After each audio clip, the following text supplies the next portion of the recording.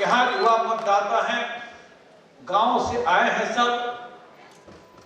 हम इस अवसर पर जो सवाल उठते हैं कि मोदी जी ने क्या किया, विरोधियों के द्वारा एमपी साहब ने क्या किया, ये कहीं उत्तर देना है कि मोदी जी ने और कुछ किया हो या ना किया हो, ये काम तो जरूर किया है कि जो सुविधाएं खास घरों में थी वो आम घरों में पहुंचाने का काम मोदी ने किया है। हम यहाँ नौजवान हैं, अपना बचपन याद करो, माँ की गोद में रहते थे, माँ लकड़ी के चूल्हे पर खाना बनाती थी, धुआं निकलता था, माँ के आंख से आंसू निकलता था और हमारे आपके आंख से भी आंसू निकलता था। माँ अपने आंचल से अपनी भी आंसू पोंछती थी और हमारी आपकी भी आंसू पोंछती थी। ये करोड़ों माताओं बहनों के आंख के आंसू को देश में ताकतवर महिला प्रधानमंत्री थी वो नहीं पोंछ पाई थी। जब गरीब का बेटा देश का प्रधानमंत्री बना मोदी, तो उसने देश के करोड़ों माताओं बहनों के आंसू, हमारी माताएं बहनें कुछ खास घरों को छोड़ दो तो दिन में यदि शौच लगता तो अंधेरे होने का इंतजार करती थी और मोटरसाइकिल और गाड़ी से शाम में 10 साल पहले जब गांव में जाते थे तो हमारी माताएं बहनें शौच के लिए सड़क के किनारे बैठी होती थी। ताकतवर महिला प्रधानमंत्री देश में, लेकिन करोड़ों माताओं और बहनों को इज्जत घर नहीं दे पाया। ये काम भी हमारे देश में गरीब का बेटा नरेंद्र मोदी ने किया, करोड़ों माताओं बहनों को इज्जत घर देने का। हम सब झिगड़ी जला के पढ़ते थे, माँ अंधेरे में खाना बनाती थी और मोदी जब आया है, हिमालय के खोह में भी कोई झोपड़ी है तो उसके अंदर भी उजाला देने का काम यदि किसी ने किया है तो नरेंद्र मोदी ने किया।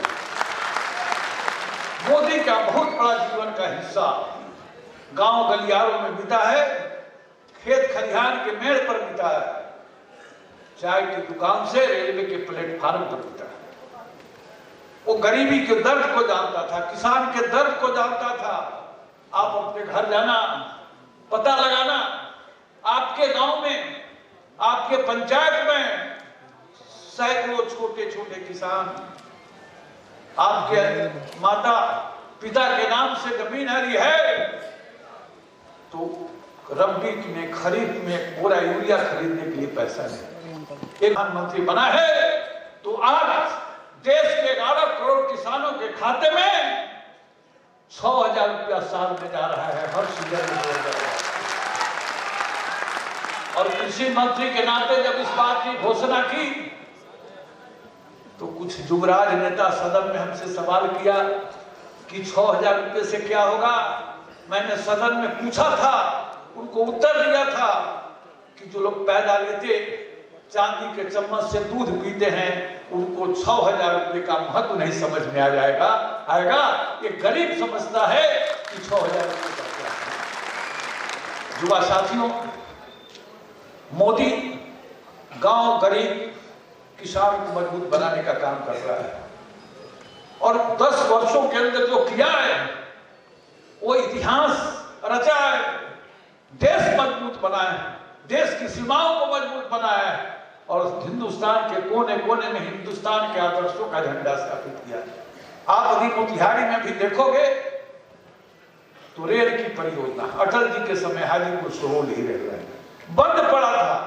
इसी मोदी के रिजिम में वैशाली तक चालू हुआ है, पारू तक चालू हुआ है, अब केसरिया में भी स्टेशन का उद्घाटन हो गया है और हरियाणा में भी स्टेशन बन गया। इसी मोदी के लिए इस 10 साल के अंदर देश में एक ही सेंट्रल यूनिवर्सिटी बना है, सिर्फ और सिर्फ एक, और वो बना है मोतिहारी में, महात्मा गांधी केंद्रीय विश्वविद्यालय मोतिहारी। हमारे यहाँ के लड़के बाहर पढ़ने जाते थे और आज हमारे यहाँ 18 राज्य के लड़के पढ़ते हैं। हमारे यहाँ के 1900 लड़के पास करके देश और दुनिया में आज अच्छे स्थान पर पदस्थापित हुए। जमीन नहीं था, राष्ट्रपति दिया है, और उसके बाद 250 एकड़ जमीन मिल गया और टेंडर की प्रक्रिया में अब चला गया। यह काम मोदी ने किया है। कृषि शिक्षा, हम सबके गार्जियन खेती करते हैं, खेती में ज्ञान चाहिए। पिपरा कोठी, जहां से अंग्रेज हमारे पुरखों पर अत्याचार करते थे, आज पिपरा कोठी कृषि धाम बना हुआ है और देश और दुनिया के लोग आकर उसको देख रहे हैं, ट्रेनिंग ले रहे हैं और हमारे किसानों की आमदनी बढ़ाने में लगा है। परसौनी पिपरा बहादुर के अंदर एक दूसरा बना है। हम इंडियन ऑयल का डीजल पेट्रोल गैस सिलेंडर कहां से आता था? बरौनी से आता था। अब आज कहां से आ रहा है? सिमरा, मोतिहारी के बगल में राजेंद्र गुप्ता जी के 100 एकड़ जमीन में वो खड़ा हुआ है और आज अब यहां से 8 जिला को जा रहा है, अब यहां बाहर से नहीं आता। पानापुर रंगीता में हिंदुस्तान बोटलिंग प्लांट है, वहां हिंदुस्तान और भारत के गैस सिलेंडर को जाता है, 8 जिला में जाता है।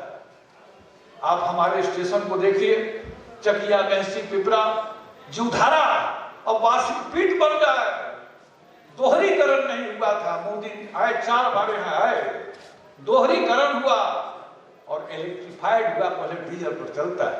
और आज मोतिहारी का railway station world class station बनेगा नहीं, बन रहा है। हमने शिलान्यास किया था, प्रधानमंत्री ने शिलान्यास किया था और 2 साल के बाद उसका उद्घाटन भी हम लोग करने वाले हैं।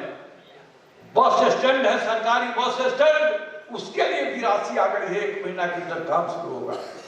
तो मोतिहारी को मजबूत बनाना, देश को मजबूत बनाना। सभी युवा साथियों से मैं विनती करता हूं कि आप जो जाति, बिरादरी, मजहब की बात करते हैं, उनसे भी विनती करिए कि अपने जाति को भी मजबूत बनाना है तो मोदी को मजबूत बनाना पड़ेगा, तभी आपकी जाति। इस विनती के साथ कि आप गांव में जाइए। मोदी सामान्य व्यक्ति नहीं है, सामान्य व्यक्ति होता, सामान्य पुरुष होता तो 10 साल में 1 दिन भी तो बीमार पड़ता। ये देव पुरुष है, विशाल व्यक्तित्व है और देश को मजबूत बनाना है। इसी को मजबूत बनाने में हमारे परिवार का भी भला है, हमारे जाति का भी भला है, गांव का भी भला है, देश का भी भला है। इसलिए घर घर जाकर इस बात को आप पहुंचाइए। इसी विनती के साथ मैं अपनी बात समाप्त करता हूं।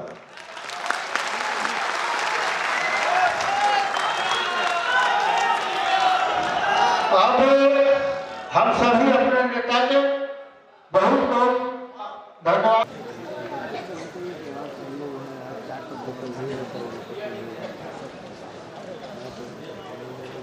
ओम ब्रह्मा गुरुर्विष्णु गुरुर्देवो महेश्वरा गुरुर्साक्षात् परब्रह्म तस्मै श्री गुरवे नमः। अखण्डमण्डलाकारं व्याप्तं येन चराचरं तत्पदं दर्शितं मे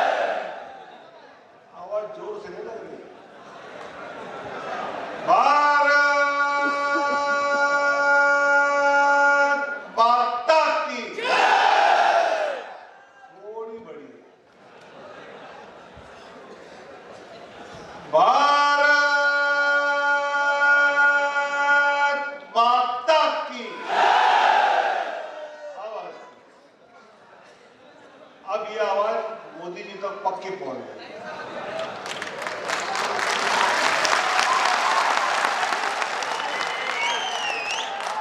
क्योंकि मोदी जी हमें कहते थे, युवाओं के बारे में आदरणीय प्रधानमंत्री मोदी जी कहते हैं, जो सागर से टकराता है उसे तूफान कहते हैं, जो सागर से टकराता है उसे तूफान कहते हैं, जो तूफान से टकराता है उसे नौजवान कहते हैं।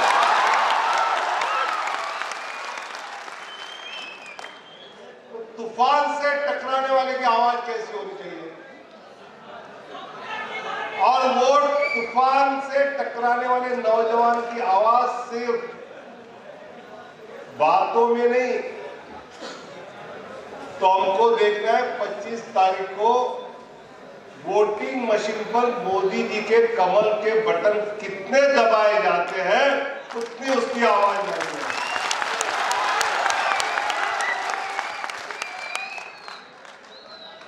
और आप तो ऐसे कार्यकर्ता हैं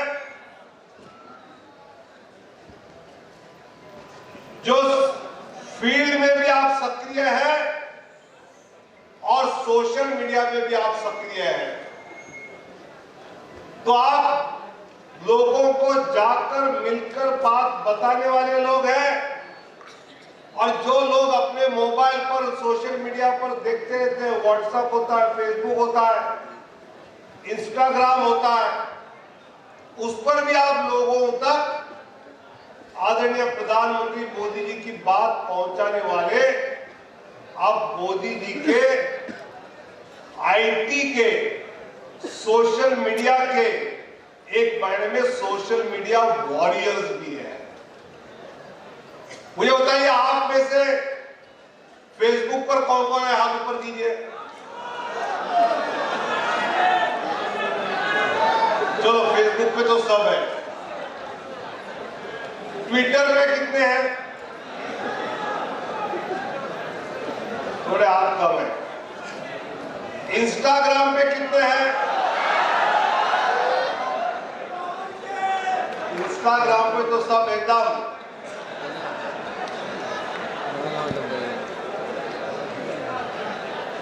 मुझे लगता है कि फेसबुक हो, ट्विटर हो, इंस्टाग्राम हो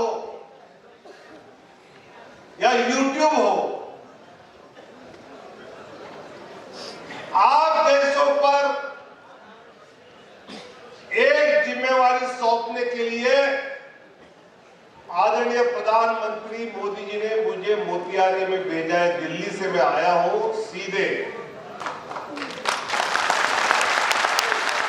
और क्या जिम्मेवारी उन्होंने कही है?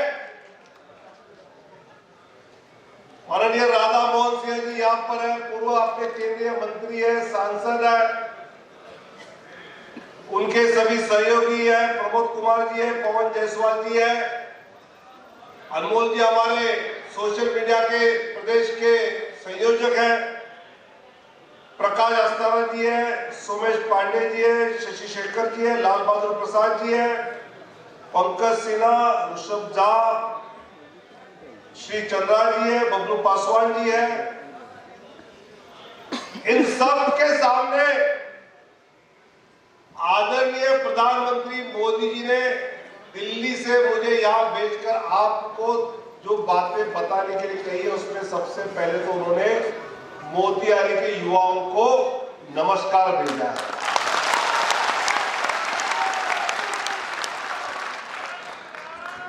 और अगली बात उन्होंने कही है कि अगर मोतिहारी के युवाओं को यह लगता है कि 2014 के भारत में और 2014 के बाद के भारत में कोई अंतर है, तो वो अंतर मुझे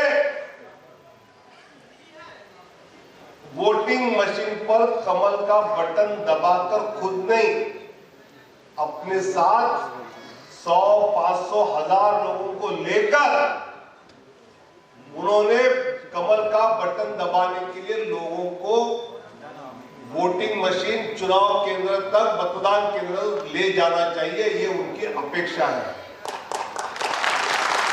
क्या ये उनकी अपेक्षा पूरी करेंगे? पक्का करेंगे? तो 2014 के पहले आप याद कीजिए, मैं मूलतः मुंबई का हूं। मुंबई में बम विस्फोट होते थे, कसाब आकर 250-300 लोगों को मार के चला जाता था। उत्तर प्रदेश में बम विस्फोट होते थे, कई दिल्ली में होते थे।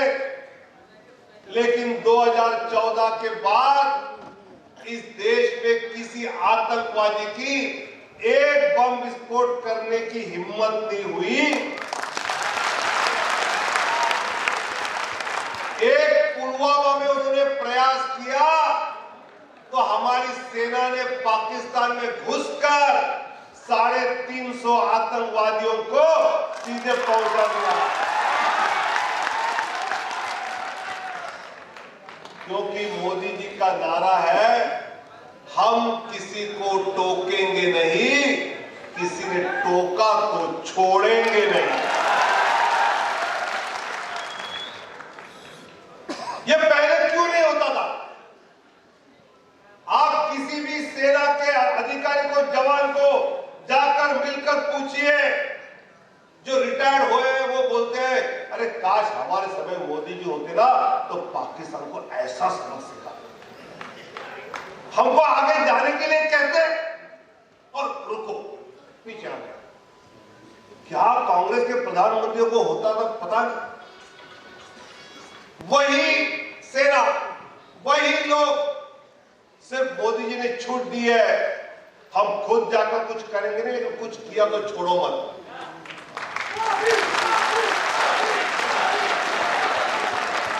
मुझे लगता है इस देश को 56 इंच की छाती वाला नेता अभी तक मिला नहीं था जो मोदी जी के जो मिला। अरे फौलादी सीना लगता है। उरी का सर्जिकल स्ट्राइक, एक भी जवान की मृत्यु, शहीद हुए बिना 350 को सीधे पहुंचाना, ये अपनी सेना की ताकत है। ये मोदी जी जानते थे, उन्होंने आगे किया। ऐसी कई बातें हैं। 2014 तक स्पेस में हमने 71 सैटेलाइट छोड़े थे। पिछले 10 साल में वो संख्या 392 पे गई है। 10 साल में कितना और इतने पहले के साल में कितना हुआ देखिए। मोदी जी आने के बाद एयरपोर्ट 14 तक 74 एयरपोर्ट थे और पिछले 10 साल में वो संख्या 147 एयरपोर्ट तक गई है। अभी अनमोल जी ने पासपोर्ट की बात कही। 14 तक पासपोर्ट मात्र 77 स्थानों पे मिलता था। अब पूरे देश में 525 स्थानों पे आपको पासपोर्ट देने की व्यवस्था है। मुझे लगता है कि ऐसी कई चीजें हैं कि जिसके द्वारा इस देश की विकास की रफ्तार मोदी जी ने बढ़ाई। और मुझे लगता है कि प्रधानमंत्री जी ने विकसित भारत की संकल्पना रखते हुए ज्ञान, गरीब, युवा, अन्नदाता और महिला, नारी शक्ति, ये 4 को सामने रखते हुए अपनी सारी योजनाओं को लागू करना शुरू किया। आज तक आपको याद होगा कि मनरेगा के द्वारा कई लाख करोड़ रुपए हम मजदूरों को कुछ काम के बदले में देते थे। वो काम कभी नहर बनाने का होता था या और कुछ होता था तो नहर बनती नहीं बनती, पैसा जाता, मजदूर के हाथ में खुद जाता और बीच में अफसरों के पास पहुंच जाता। लेकिन वही पैसा प्रधानमंत्री आवास योजना में लगाया। अब 4 करोड़ अगर महिलाओं को आवास दिए उनके नाम पर, तो कोई भी घर बनता है तो मोदी जी ने जेब से निकाल के घर नहीं डाला। कोई घर बनता है तो उसको आर्किटेक्ट लगता है, उसको इंजीनियर लगता है, सीमेंट लगता है, स्टील लगता है, लाइटिंग इलेक्ट्रिकल लगते हैं, उसको मजदूर लगते हैं। तो ये पैसा जो मजदूरों को मनरेगा में जाता था, उसी को हमने गरीब को घर बनाने के लिए वो मजदूरी लगाई, तो एक घर गरीब को भी मिला और मजदूर को उसकी कमाई भी मिली। आप कल्पना करें कि अपने देश में कितनों के पास बैंक के खाते थे, जनधन अकाउंट खुला, 50 करोड़ लोगों ने अपने नाम से बैंक में खाता खोला। और अभी जब भी प्रधानमंत्री मोदी जी गरीब योजना में कुछ पैसा भेजना चाहते हैं, तो याद करो अभी के राहुल जी, बाबा के पिताजी राजीव गांधी जी कहते थे दिल्ली से 1 रुपया भेजा तो नीचे 15 पैसा पहुंचता है। लेकिन अभी मोदी जी ने दिल्ली से 1 रुपया भेजा तो नीचे 100 पैसे पहुंचते हैं, 1 पैसा कम नहीं जाता है, सीधे जनधन खाते में जाता है। और इसलिए मुझे लगता है कि पिछले 14 साल में अभी देखो विपक्ष अपने कैंपेन में आरोप क्या कर रहा है, कोई धर्म के नाम पे कह रहा है, कोई तानाशाही के बारे में कह रहा है, कोई गरीब का कल्याण नहीं कह रहा, ऐसा कह रहा है, जाति पे कह रहा है। लेकिन पिछले दिनों से, पिछले जब से कैंपेन शुरू हुआ है, विपक्ष का किसी भी नेता मोदी सरकार ने ये भ्रष्टाचार किया ऐसा झूठा आरोप भी नहीं कर रहा है। झूठा आरोप भी नहीं है कि इनके सरकार में 10 साल में ये करप्शन हुआ। क्यों नहीं? क्योंकि मोदी जी कहते हैं मैं खाता नहीं, खाने देता नहीं। अब माननीय राधा मोहन जी को पूछिए, किसी भी मंत्री को अपने कार्यालय में स्टेशनरी लेनी है या कोई पेन लेना है, खरीदना है, तो उसको भी वो ऑनलाइन पोर्टल पे जाकर ही खरीदना पड़ता है। वो अपने सीधे वाउचर साइन करके कर नहीं सकता। और फिर वो स्टेशनरी का खर्चा बाकी मंत्री के लिए इतना और यहाँ इतना ज्यादा क्यों? ये हो नहीं सकता है। ऐसे हर चीज में जेम पोर्टल के द्वारा सरकार की हर चीज पूरे उन्होंने लाइन पर लाकर भ्रष्टाचार रोक दिया। और इसीलिए गरीब कल्याण के काम जो हो रहे हैं कि अपने देश में किसी को गैस मिला, किसी को सड़क मिली, कई एयरपोर्ट बने, ये जो सब बन रहा है, इसका कारण यह है कि ये करप्शन से बचा हुआ पैसा इस सब में उसका उपयोग हो रहा है। आप याद कीजिए, मोदी सरकार आने के पहले एम्स की संख्या मात्र 2 थी। पिछले 10 साल में 15 एम्स के कॉलेज और अस्पताल बने। IIT 16 थे, वो 23 बने। IIM 7 थे, वो 16 बने। मुझे लगता है कि MBBS की सीटें 51,000 थी, वो 1,01,63 तक पहुंची और आने वाले दिनों में और बढ़ेगी। यही संख्या बाकियों की भी है। तो मुझे आप ये कहिए, ये तो पहले करने के लिए किसी ने रोका नहीं था। ये देश का सड़क बनी है, रेलवे बनी है, एयरपोर्ट बने हैं, सागरी मार्ग बने हैं। ये इंफ्रास्ट्रक्चर जैसा बना है, वैसे डिजिटल इंफ्रास्ट्रक्चर भी बढ़ रहा है। कई जगह पर 4G है, 5G है। अगले कुछ दिनों में हिंदुस्तान में 6G आएगा, ये मोदी जी का भरोसा है। 10 साल पहले तो आप शायद मोबाइल का उसमें पैक नहीं खरीदते होंगे, तब 10 साल पहले आप छोटे होंगे। कांग्रेस के समय में 140 रुपया का महीने का मिलता था, अब मोदी जी आए तो वही 10 और 15 रुपए में मिलना चालू हुआ। जितना चाहिए उतना आप ऑनलाइन देखिए। ये सब बातें जो हो रही है, मेरा मानना है कि जो 10 साल पहले करना संभव था, कि 10 साल के बाद जो मोदी जी आते ही शुरू हुआ, मतलब नेशनल हाईवे 2014 तक 50,000 थे, इतने सालों में, पिछले 10 सालों में वो गए 97,830 किलोमीटर पे। एक्सप्रेसवे 2023 में 44,000 किलोमीटर दिख रहे हैं, तो 2014 में वो 18,000 किलोमीटर हो गया। नए रेलवे स्टेशन 553 10 साल में बढ़ गए। रेलवे स्टेशन अलग अलग प्रकार के 1200 नए बन रहे। वाईफाई सभी स्टेशनों पे मिलना चालू कर रहा है। मुझे लगता है कि ये सब चीजें इस देश में लाने का प्रयास मोदी जी कर रहे थे। अब मेरी अपेक्षा आपसे ये है कि ये बातें हमें कहनी चाहिए, लेकिन आप देख रहे होंगे कि विपक्ष के लोग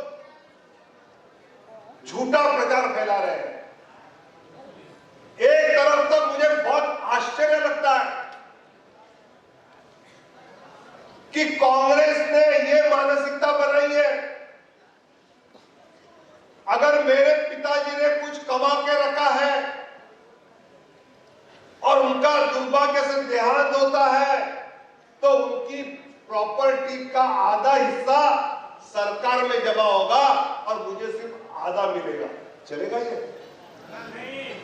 कांग्रेस कहती है कि जो आपके पिताजी ने कमाया हुआ है, आपके दादाजी ने कमाया हुआ है, वो आपको आधा मिलेगा, आधा सरकार में जमा होगा, और जो सरकार में जमा है वो किसको बांटेंगे? कर्नाटक में उन्होंने किया है कि सभी ओबीसी एससी आरक्षण माइनॉरिटीज में देना चालू कर दिया।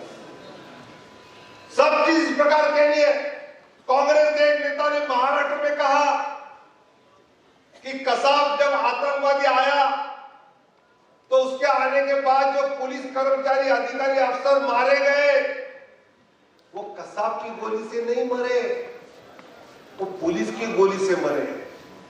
अरे कांग्रेस को कसाब को बचाने में क्या मिल रहा है? कसाब को बचाना ये किसी हिंदुस्तानी का काम हो सकता है क्या? कांग्रेस करना चाहती है। मैं आपको बताना चाहता हूं, पाकिस्तान उनके भगवान के पास प्रार्थना कर रही है, भाई तीसरी बार मोदी को मत लाओ, राहुल बाबा लाओ, अपना बहुत फायदा होगा। ये पाकिस्तान सोच रही है। अब मुझे बताइए कि इस देश का युवा, इस देश का नागरिक पाकिस्तान जिससे खुश होगा उसको चुनेगा, या हिंदुस्तान को जो मजबूत बनाएगा उसको चुनेगा?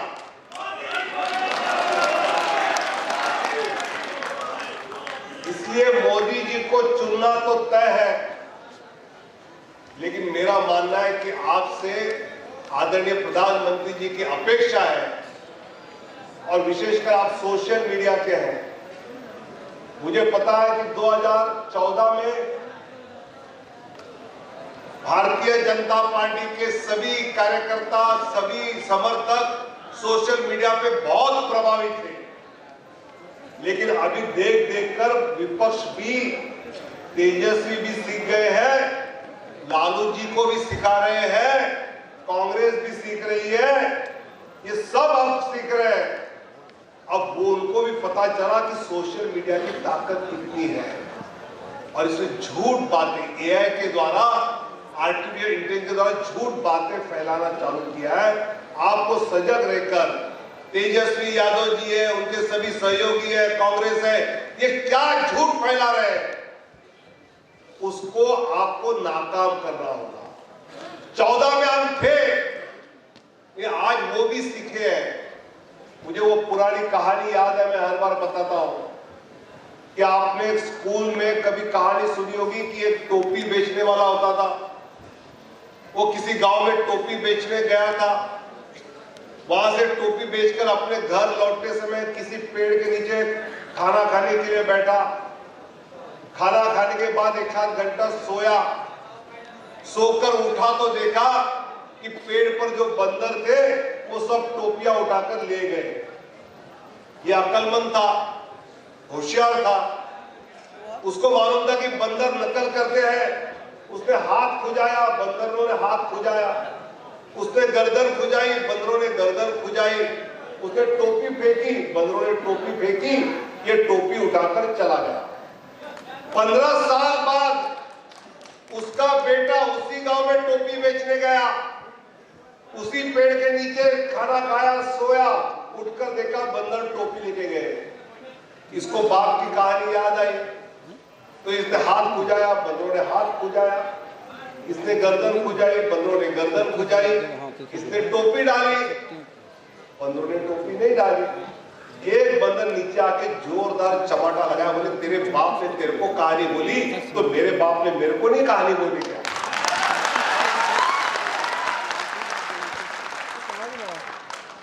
अब अभी ये तेजस्वी और सब लोगों ने हमसे ये तो कॉपी किया है कि सोशल मीडिया की ताकत बहुत है, लेकिन आप सब जो सोशल मीडिया पे सक्रिय है, आप मोदी जी के वॉरियर है सोशल मीडिया के, आप मोदी जी की सेना है सोशल मीडिया पर। हमको कोई गलत नहीं डालना है, हमको कई घिनौने शब्दों में किसी की आलोचना नहीं करनी है, लेकिन जो गलत बातें आती है उन गलत बातों का जवाब आपको देते हुए बिहार वासियों को वास्तव क्या है ये बताने का काम आपको करना है। और इसलिए सोशल मीडिया के मोतिहारी लोकसभा के यहाँ से आप सबको रोज कोई ना कोई 3-4 पोस्ट आती रहेगी। आपके यहाँ माननीय राधा मोहन जी का कैंपेन होगा, उसकी कोई बात आती रहेगी, या फिर कहीं कांग्रेस के नेता ने जिसके साथ ये घमंडिया गठबंधन है 400 पार भाजपा को क्यों चाहिए, तो इनका कहना है कि 400 पार इसलिए चाहिए कि भाजपा को संविधान बदलना है। अरे उनको संविधान बदलना होता तो 2014 में भी हम 300 थे, 2019 में भी हम 300 के ऊपर थे, और उतनी संख्या संविधान बदलने के लिए पर्याप्त थी। हमने कभी बदली? एक बार बदली, ट्रिपल तलाक को रद्द करने के लिए। अच्छा किया, गलत किया? अब कांग्रेस ने कितने बार संविधान में संशोधन किया? 80 बार किया। और जिस ट्रिपल तलाक के लिए हमने संविधान बदला, वो क्यों बदला? क्योंकि शाहबानो केस में सुप्रीम कोर्ट ने आदेश दिया कि संविधान के अनुसार ट्रिपल तलाक ये संभव नहीं है, तो राजीव गांधी जी ने उस समय संविधान में संशोधन किया, उसको हमने दुरुस्त किया। अब 400 पार हमको क्यों चाहिए? कांग्रेस वाले कहते हैं ना, उनकी मनीषा ये है कि सुप्रीम कोर्ट में दोबारा जाकर राम मंदिर की जो अनुमति मिली है वो रद्द करानी है। राम मंदिर की अनुमति रद्द कराने के समर्थन में आप है क्या? राम लल्ला अपने घर में बैठे हैं और प्रभु रामचंद्र श्रद्धा का विषय है, ऐसे मेरे लिए एकात्मता का विषय है। ये पूरा हिंदुस्तान, पूरा देश, हर जगह जाओ राम आपको दिखते हैं। मैं केरल गया, रामैया मिलता है। मैं आंध्र प्रदेश जाता हूँ, रामाराव मिलते हैं। मैं कर्नाटक आता हूँ, रामकृष्ण मिलते हैं। महाराष्ट्र जाता हूँ, रामराव मिलते हैं। गुजरात जाता हूँ, रामावतार मिलते हैं। यूपी जलाराम मिलते हैं गुजरात में। यूपी आता हूँ, रामावतार मिलते हैं। पंजाब आता हूँ, राम सिंह मिलते हैं। ऐसे दक्षिण से उत्तर तक राम राम और राम मिलते हैं। और ऐसे प्रभु रामचंद्र को मोदी जी ने सोचा, मैं 4 करोड़ गरीब महिलाओं को घर दे रहा हूं, तो मेरे राम लल्ला को अपना घर नहीं देना चाहिए? लोग कहते थे कि अगर राम मंदिर बनेगा तो खून की नदियां बहेंगी।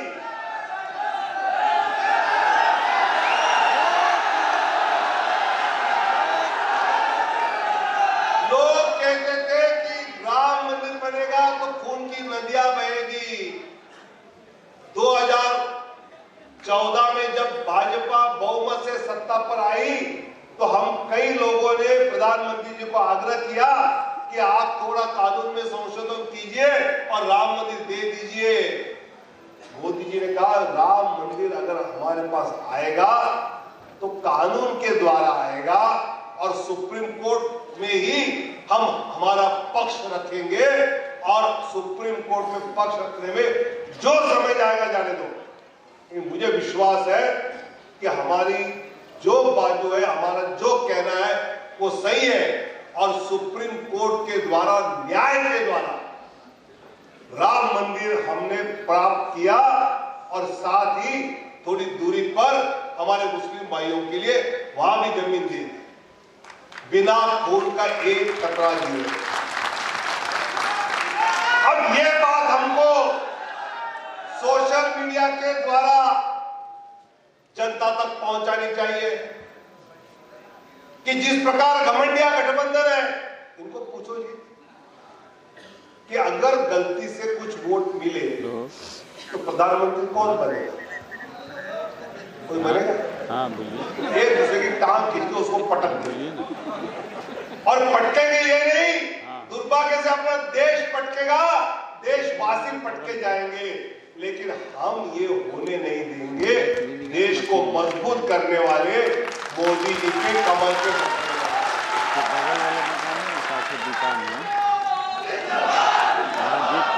इसलिए आज से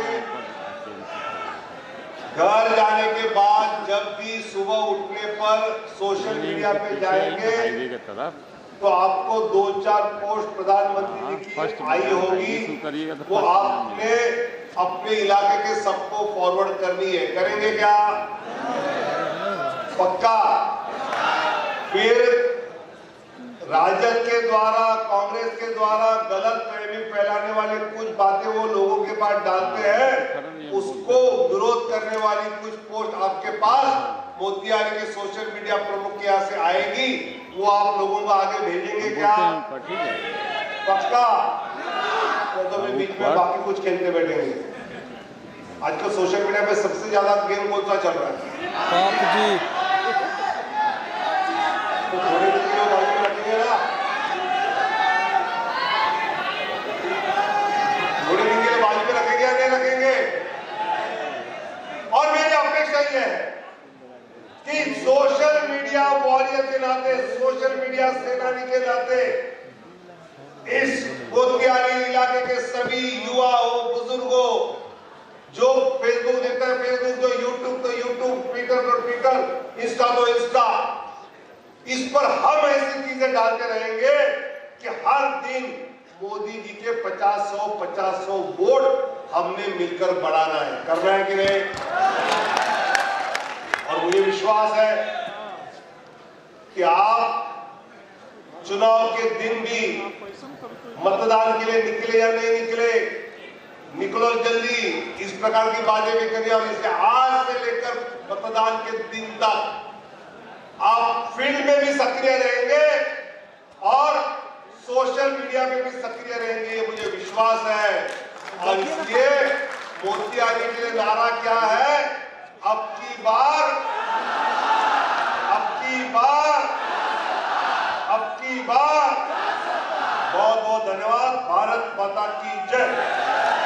भारतीय जनता पार्टी के अभिभावक हम सबों के जिला के अध्यक्ष से आग्रह है कि धन्यवाद ज्ञापित करें।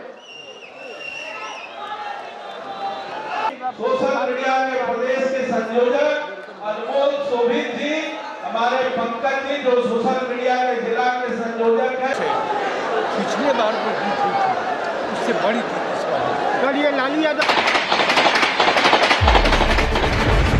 खबरों की फास्ट ट्रेन में हो जाइए सवार।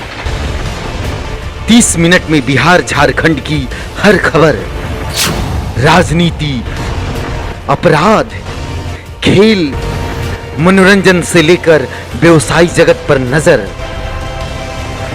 आधे घंटे में 30 बड़ी खबरें। देखिए रियल न्यूज बिहार पर रोजाना रात 9 बजे।